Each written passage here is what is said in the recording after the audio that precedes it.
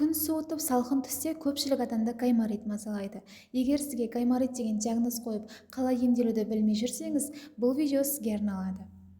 Гайморит дегеніміз синуситтің ең жиі кездесетін түрі. Ал синусит дегеніміз мұрын маңы айналасындағы қойнаулардың қабынуы. Яғни ең жиі кездесетіні гайморит болатын болса, ол жоғары жақ сүйек қойнауының қабынуы. Фронтит деген маңдайы қойнауының қабынуы, этмоидит деген тор сүйектердің қабынуы болса, сфеноидит деген сына тәрізді сүйектің қабынуы. Гаймориттің жедел және созылмалы деген түрі болады. Жедел дегеніміз, егер сіз бірінші рет ауырып тұрсаңыз, немесе ауырғаныңызға 2 апта көлемінде болса, жедел болады.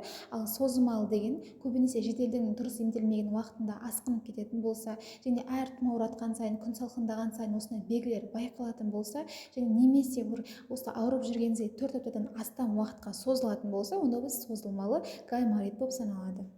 Симптомдарына келетін болсақ, жергілікті белгілері бойынша мұрынның бітуі, бет аймақтарының қолмен ұстағанда, немесе басты еңкейткен кезде, ұйықтаған уақытта оңға солға қарай ауысып жатқан кезде, осы бет аймақтарының қатты ауырсынулардың болуы, және мұрыннан сары немесе жасыл түсті іріңді шырышты бөліністердің болуы, иіс сезудің бұзылысы, тыныс алудың қиындауы, және жалпылама белгілер бойынша бас ауыру, тәбеттің болмауы, температураның көтерілуі, жоғары жақ сүйектердің және самай аймақтарының ауырсынуымен көрініс береді.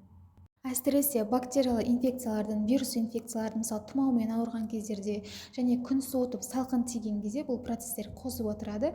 Сондықтан да иммунитеттің мықты болуы өте маңызды. Диагноз қою кезінде науқастың шағымдарымен риноскопиядан қараған кезде мұрынның қуысын, мұрынның шырышты қабаты ісініп, қызарып, гиперемияланып, және ол жерде іріңді бөліністердің байқалуы.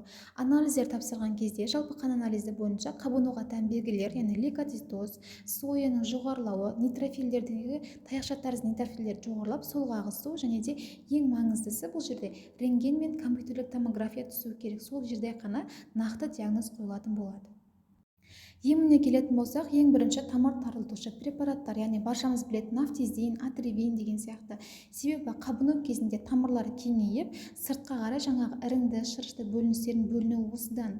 Бұның барлығын біз тек қана 5 күнге ғана тағайындай аламыз. Одан артып кететін болса, онда ағзада тәуелділік туындайды, яғни мұрынның үнемі бітеліп қалуы, тамыз басы ашылмайтын жағдайларға алып келуі мүмкін. Екінші, диоксидиннің 1% мен антибиотиктің осы екеуінің қосындысымен 4-5 күн бойы шаямыз, және кукушка бойынша жақсылап тазалау керек.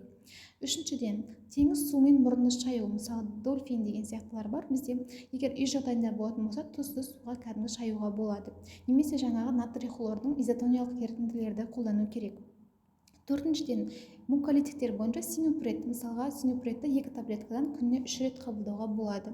Және мұрынның шырышты қабаты зақымдалып жатқандықтан оған А витамині, В3 витаминдерін қолдану керек. Және де иммуномодулятор бойынша деринатты қолданамыз, өйткені болады жалпы инфекциялы орвиларда, лор ауруларында жиі қолданады.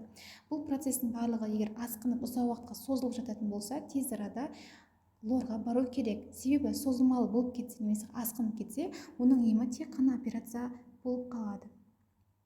Гайморитте тәтті заттар, яғни қант, сиырдың сүт өнімдерін, глютенді рационнан алып тастаңыз. Себебі бұл кезде иммунитет жүйесіне артық күштеме болып саналады. Мысалға қант айтатын болса, ол зиянды бактериялардың қоректеніп көбеюіне ол өте керемет тағам.